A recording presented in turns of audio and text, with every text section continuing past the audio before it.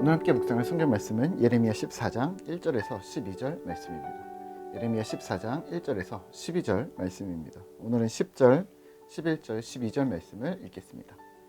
여호와께서 이 백성에 대하여 이와 같이 말씀하시되 그들이 어그러진 길을 사랑하여 그들의 발을 멈추지 아니하므로 여호와께서 그들을 받지 아니하고 이제 그들의 죄를 기억하시고 그 죄를 벌하시리라 하시고 여호와께서 또 내게 이르시되 너는 이 백성을 위하여 복을 구하지 말라.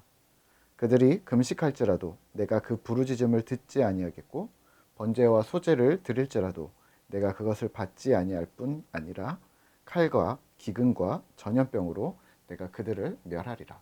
아멘. 오늘 함께 생각할 주제는 피상적인 고백입니다. 오늘 우리가 묵상하고 있는 예레미야 14장은 현재 이스라엘에게 임한 가뭄이라는 실제 현실에 대한 현실에 하나님의 심판이 담겨져 있다고 선언합니다.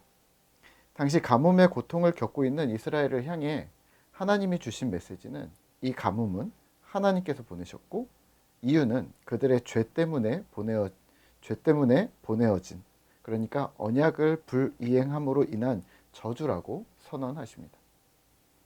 가뭄을 맞닥뜨린 이스라엘은 유다는 또 슬퍼하고 귀인들은 물을 얻지 못하고 또 밭 가는 자, 또 암사슴, 나귀와 같은 동물들은 가뭄의 여파로 고통 중에 있습니다.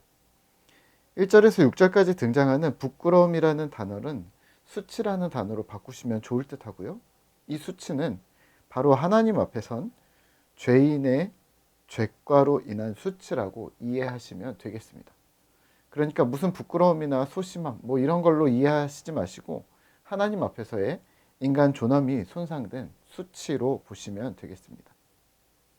하나님 앞에 인간이 이렇게 바로 설 수 없는 지경에 이르렀다는 설명인데요. 그러면 이들의 고백은 어떻게 하고 있을까요? 7절입니다. 여호와여 우리의 죄악이 우리에게 대하여 증언할지라도 주는 주의 이름을 위하여 일하소서. 우리의 타락함이 많으니이다. 우리가 주께 범죄하였나이다. 9절 하반절입니다. 여호와여 주는 그래도 우리 가운데 계시고 우리는 주의 이름으로 일컬음을 받는 자이오니 우리를 버리지 마옵소서. 아멘.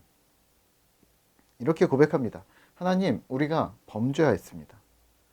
우리를 버리지 말아 주십시오. 그런데 하나님의 반응이 이상합니다. 그래도 죄를 벌하시겠다고 합니다. 회개하면 들어주시고 용서하신다고 우리는 알고 있는데 하나님은 집요하게 벌하시겠다고 말하는 것처럼 보입니다. 이유가 뭘까요? 멈추지 않는 발 때문입니다. 10절입니다. 여호와께서 이 백성에 대하여 이와 같이 말씀하시되 그들이 어그러진 길을 사랑하여 그들의 발을 멈추지 아니하므로 여호와께서 그들을 받지 아니하고 이제 그들의 죄를 기억하시고 그 죄를 벌하시리라 하시고. 아멘. 이스라엘은 어그러진 길을 사랑하여 하나님을 배반했습니다. 하나님을 버렸습니다. 하나님을 무시했고 약한 자들을 착취하고 압제했습니다. 다시 한번 볼까요? 입술로는 회개합니다. 하지만 이들은 어그러진 길을 사랑하는 것을 멈추지 않습니다. 이율 배반입니다. 표리부동입니다. 앞뒤가 다른 거죠. 이를 무디 주석에서는 이렇게 표현합니다. 피상적인 고백을 했다. 오늘 말씀을 묵상하며 우리는 무엇을 기억해야 할까요? 네, 피상적인 고백입니다. 우리의 신앙이 피상적인 고백이 되지 않도록, 피상적이지 않도록 해야 합니다. 피상적이라 함은 추상적인 것을 말할 수도 있습니다.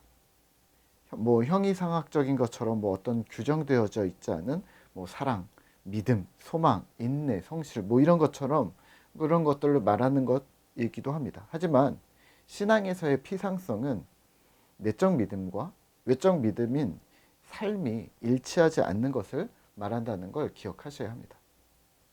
예를 들면 이런 거죠. 친구가 아픕니다. 찾아가서 이렇게 말합니다.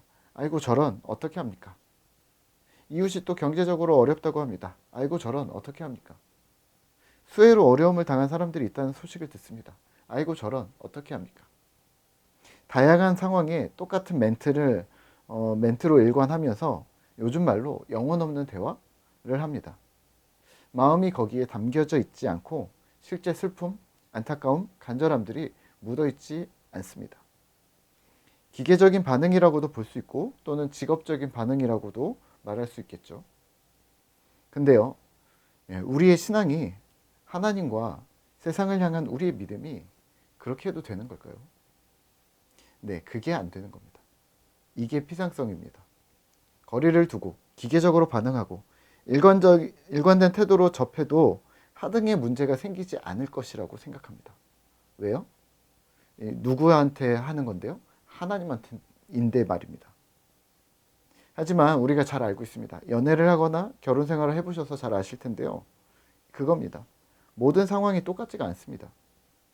내가 사랑하는 사람의 상황이나 마음 상태, 관계성 등등 모든 부분에 있어서 모든 것들이 고려의 대상인 거죠.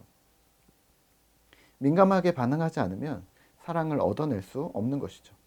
하나님도 마찬가지입니다. 직업처럼 하나님을 대하고 영혼 없는 기도, 피상적인 기도를 이어가면서 여전히 악을 향해 달려가는 발, 피 흘리기를 기뻐하는 발, 세상의 기준을 향해 달려가는 우리의 발걸음을 멈추지 않는다면 우리의 믿음은 피상적인 믿음이 되어버리고 마는 것이죠.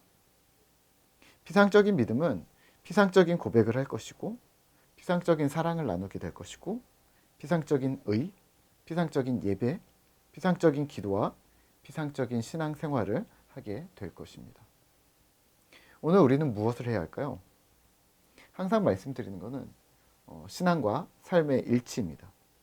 조금 더 구체화시킨다면 생각과 말과 행동이 신앙이라는 기준에 의해 일치되어야 한다는 말입니다.